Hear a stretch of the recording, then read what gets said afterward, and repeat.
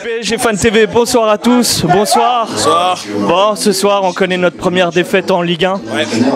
Qu'as-tu pensé de ce match, justement? Bah, pour moi, personnellement, on va pas se mentir, Lyon a mérité cette victoire, quoi qu'il arrive. Parce que déjà, en première mi-temps, alors c'est vrai, certes, qu'on ouvre le score par Di Maria dès les 7 premières minutes, mais Lyon, ils nous ont mangé en première mi-temps. Quand tu vois notre milieu de terrain qui a été tout simplement absent, c'est pas normal pour moi à ce niveau-là. Et pour moi, ça m'inquiète non seulement pour Manchester United, mais notamment pour éventuellement pour les champions, quoi. Justement, ce milieu de terrain qu'on décrit tant, on n'a eu qu'une seule recrue. Est-ce que c'est largement suffisant contre un Manchester qui prend peu à peu de la confiance? 8e victoire, il me semble, à ce jour-là. Franchement, qu'est-ce qu'on peut faire d'autre par rapport à notre milieu? Bah déjà, premièrement, il faut se poser la question. Le mercato a eu lieu le 1er. On a recruté notre seul joueur le 27. Il n'y a pas un petit problème par hasard déjà? Donc déjà, forcément, pour le mettre en confiance, etc., notamment sur ce genre de match, parce que Paredes, c'est un bon joueur, mais il faut le mettre en confiance au fur et à mesure. Et notamment, quand en plus dans 10 jours, on va affronter Manchester United, pour moi, on n'a clairement pas envoyé un message à ce niveau-là. Donc franchement, pour moi, ça me fait peur.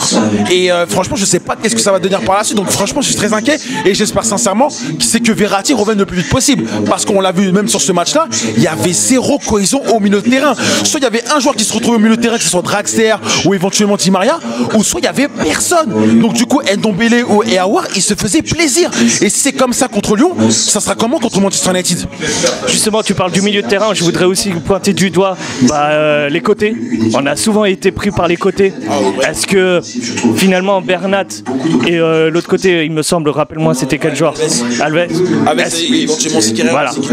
Est-ce que c'est suffisant contre Manchester dans 10 jours? Bah déjà, le but de Lyon, ça vient d'où? Déjà, quand tu vois que Bernat, malheureusement, ne suit pas Dubois, et quand tu sais que Dubois a une bonne qualité de centre, forcément à ce moment-là, ça désoriente le jeu. Et quand même, quand tu trouves le moyen de manquer autant défensivement, c'est un problème pour ton équipe. Donc forcément déjà ça. Ensuite même Thierry, je l'ai pas trouvé bon. Contre Memphis Depay, il a pris tellement cher, notamment en première période, même si en deuxième période il revient un petit peu, mais en première période il a pris terriblement cher, notamment dans les pertes de balles inutiles. Et donc franchement, à ce moment-là, ça se paye cash. Ça se paye tellement cash. Et quand on a vu comment s'est fait dominer derrière, c'était presque logique que Lyon finisse par le gagner. Est-ce que justement, voilà, le 11 de départ qu'il a mis Tourelle, est-ce que c'est de sa faute justement qu'on perd ce soir, ou malheureusement c'est avec les moyens du bord? Non, personnellement, moi j'en veux pas à Tourelle, parce que ce milieu de terrain, on savait déjà que ce serait ce milieu de terrain là normalement qui devrait composer contre United. C'était le même qui est la semaine dernière contre Rennes. Donc forcément tu te dis, tu donnes cette victoire là, forcément tu vas continuer encore avec ça, le temps de bien le roder, notamment pour le match qui arrive contre United à Old Trafford. Malheureusement, le problème c'est le manque de cohésion. On n'a toujours pas trouvé cette cohésion au milieu de terrain. Draxler, j'ai pas trouvé à sa meilleure forme. Di Maria, à part son but, il n'a pas fait grand chose. Et même d'ailleurs, rappelez-vous, en première mi-temps, il a failli nous coûter un but sur sa perte de balle au niveau de la touche. Donc vraiment, c'est compliqué quand même à gérer. C'est vrai qu'on met compliqué à gérer. Et franchement, c'est vrai que le fait qu'il n'y ait pas ce milieu de terrain supplémentaire, ça casse le rythme du Paris Saint-Germain. Et on l'a vu clairement ce soir. Est-ce que pour toi, justement, on a tellement critiqué justement l'état d'esprit de l'équipe, est-ce qu'on s'est pas vu trop beau peut-être en arrivant là-bas? Non, mais je pense que tout le monde savait clairement que avec Lyon, c'est ça passe, ça casse. Parce que clairement, si tu gagnais contre Lyon, tu envoies vraiment un message pour dire clairement un gros match à l'extérieur quand ton adversaire met le pressing intense à l'avant.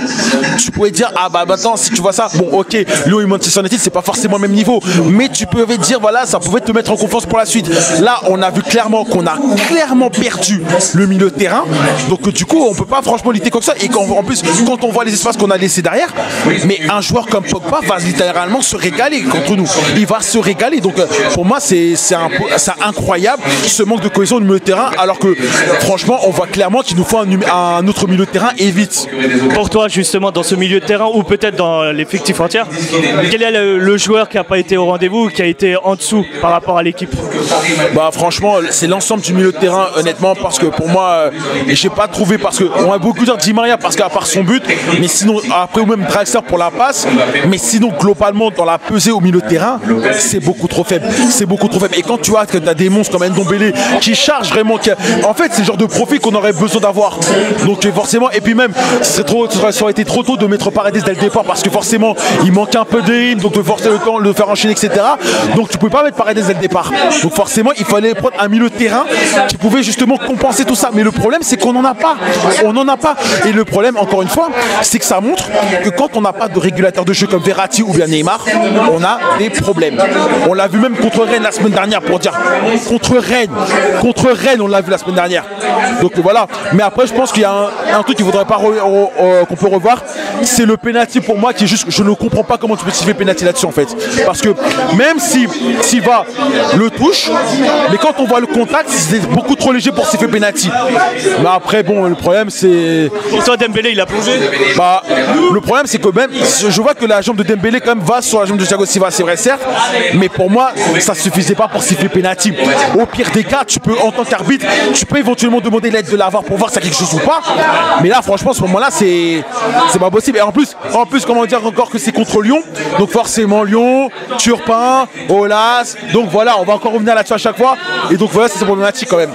Est-ce que, je sais que là ce soir, bah, t'es déçu par rapport au résultat, mais si on gagne contre Villefranche et par la suite Bordeaux, et qu'on gagne largement face à ces équipes, est-ce que ça pourrait te rassurer ou réellement tu te dis ça passe ou ça casse contre Manchester? Donc on va attendre un match contre Villefranche en Coupe de France et un match contre Bordeaux à domicile pour se rassurer avant Manchester.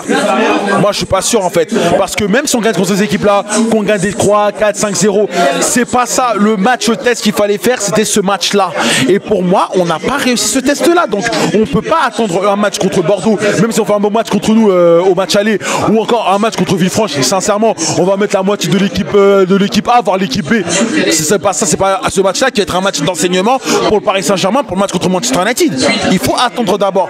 Bon, déjà au moins la première chose c'est qu'on n'est pas de blessés. Déjà ça c'est le premier gros point. Même s'il y a eu la défaite, au moins on n'est pas de blessés, donc c'est plus important. Maintenant à voir comment Tourelle va travailler ça à la suite, mais c'est vrai que ça peut certes m'inquiéter avant ce déplacement contre United, même si je pense que malgré tout on reste quand même favori, mais c'est vrai que ça sera loin d'être facile comme on l'espérait. Ça marche. Je te remercie en tout cas pour cette interview. Très, très, très,